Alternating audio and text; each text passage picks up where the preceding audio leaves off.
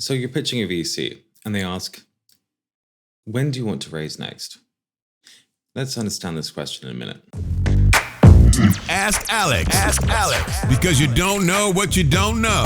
And if you don't know, now you know. Yeah.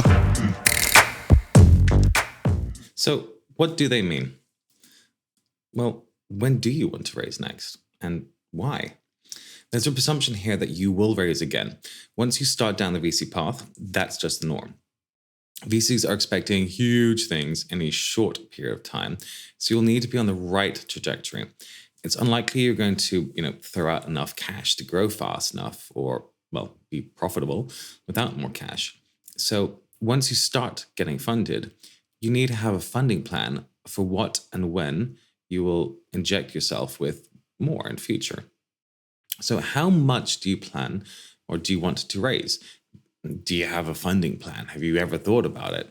Okay, trust me, hardly any founders have thought about this. This is a very similar question to how long is your runway? It also implies that you are going to raise next. And the next question that will come is, how much do you plan on raising then?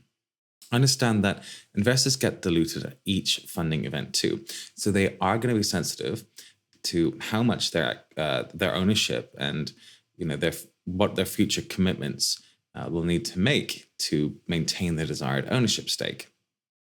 So, because explain. It doesn't matter if you exit for $1 billion, if they don't own much of you, right? If they own 1%, that's not really very much money. They want to own 20%, because the way VC business works is that you have to own something really big, and all the little piddling $100 million exits don't really make it work. It's great money for you, but it doesn't work for the VC business model. So this is an opportunity for you to talk about how you think about your growth trajectory of your business and of your fundraising strategy.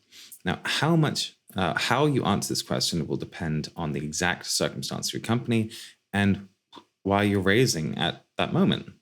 So clearly you should be linking the next fundraise to this one.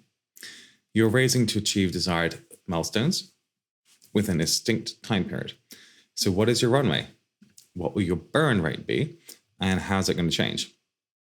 Why will you be in a position to raise a great round with favorable terms that will also not dilute the investors terribly? What will the startup look like then? Why will you be so attractive at that time that you're going to get those terms and that valuation and the size you need to achieve your ultimate goals? So how you look today and how you look in the future are hopefully going to be different and not involve you being 6 feet on the ground. So how different depends on your burn rate. High burn means less runway. Less time means less time to turn from less of an ugly duckling into a beautiful swan. So more time also means your metrics will or will not meet the bar for your next round. Is the amount you're raising really going to get you to the new milestones that you're talking about? Do they make sense at all? If you want to ship X, 1, 2, 3, 5, 100 features, can you really do that with 5 people? If you want 100,000 new customers, does that equate with your acquisition cost and maybe even the viral factor you might need to have? Look, sure, your numbers will not be right, but they need to be plausible. The story you're telling needs to make sense. If you don't know anything about storytelling, then take the pitch deck thinking course. I'll put it down in the notes below. It's totally free and it'll save you a ton of time. Now, investors want you to be a success story and not a problem child or a sideways deal, which is basically the biggest time sink in the world. If someone else is doing the next round, there needs to be a reason. The investor is not asking for a date to check their candor availability. They're looking to understand what the future looks like and how you're going to navigate each stage. As a VC funded company, you are basically back in uni, not drinking beer and smoking pot, but you're going to have to pass exams. And if you're going to keep on getting the next stage, so like first year, second year, third year, fourth year. So understand the test you are taking. Know the targets you need to hit and make sure they correlate to the amount you're raising. So what you need to say. This is going to be an example when a company's not doing all that well.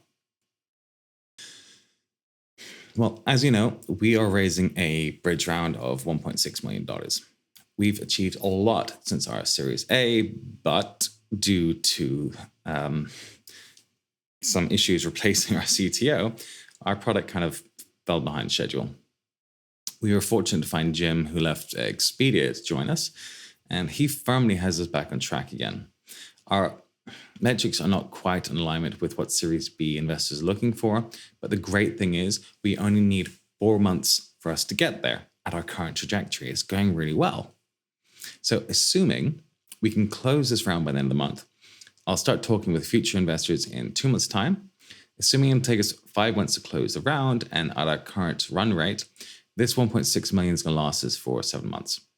Now, our CFO, Mary, has plans already to extend our runway 3 months, assuming that the conversations, don't go quite as well as planned.